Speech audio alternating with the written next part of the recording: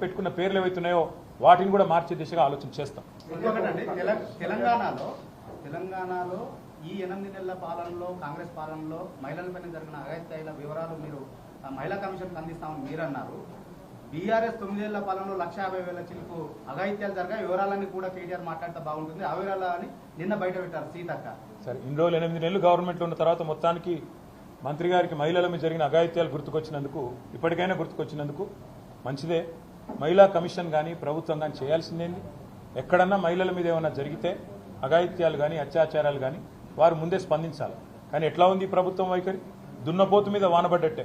అక్కడ కొల్లాపూర్లో ఒక చెంచు మహిళ మీద అఘాయిత్యం జరిగితే మా నాయకురాలు సత్యవతి గారు, సబిత గారు, మా నాయకులు మరి జనార్దన్ రెడ్డి గారు, గోవల బాలరాజు గారు, బీరం హర్షవర్ధన్ రెడ్డి గారు అందరూ పోయి ఆ అమ్మాయిని నాగర్ కర్నూలు ఆసుపత్రిలో చేర్పించేదాకా స్పందన లేదు.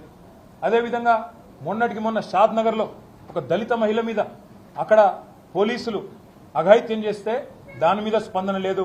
చివరికి మా నాయకురాలు సబితా ఇంద్రారెడ్డి గారు పోయి గొడవ చేస్తే, మా ఆర్ఎస్ ప్రవీణ్ కుమార్ గారు పోయి గొడవ చేస్తే మొన్న మధ్యన ఆ పోలీసులను సస్పెండ్ చేసింది. ఒకటి కాదు, ఇవాళ చెప్పమంటే ఎన్ని అఘాయిత్యాలు ఎన్ని అత్యాచారాలు జరుగుతున్నాయో తెలంగాణలో 8 నెలల్లో మీరే మీ కళ్ళ కట్టినట్టు చూడొచ్చు. మహిళా కమిషన్ అయినా రాష్ట్రంలోని శాంతి భద్రతల విభాగం పోలీసులైనా చేయాల్సిన పని ఏందండి?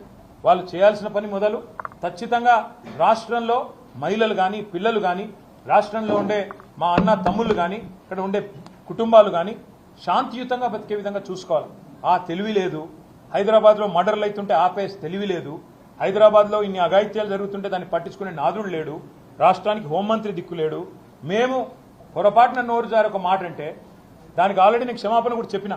ఇక ప్రపంచంలో ఇంతకంటే పెద్ద సమస్య లేనట్టు దాన్ని సమస్య చేసి కావాలని దానికి రాజకీయ రంగు పులిమి ఇవాళ ప్రయత్నం ఏదైతే చేస్తున్నారో నేను మంత్రి గారికి ఒకటే చెప్తా ఉన్నా.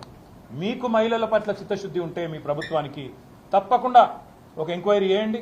ఎలాంటి అఘాయిత్యాలు జరిగాయి, ఏం జరిగినాయి, శాంతి భద్రతలు ఆనాడు ఎట్లుండే, ఈ రోజు ఎట్లుండే, ఏం చేసిందండి ఆనాడు మా ప్రభుత్వం? ఇక మా మహమూద్ అలీ గారు ఇక్కడనే ఉన్నారు, హోంమంత్రిగా పనిచేశారు. షీ టీంలు పెట్టింది ఎవరు? భరోసా సెంటర్లు పెట్టింది ఎవరు? విమెన్ సేఫ్టీ వింగ్ చాలు చేసింది ఎవరు? షీ షటిల్స్ ప్రారంభించింది ఎవరు?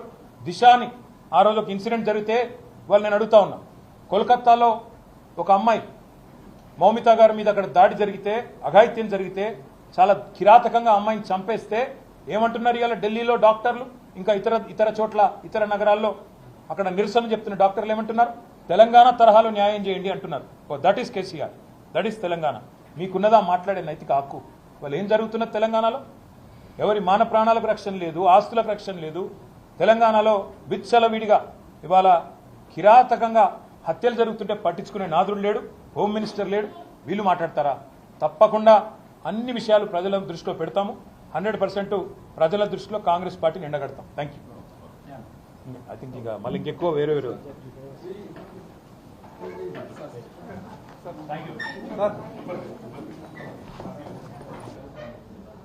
పూర్వకంగా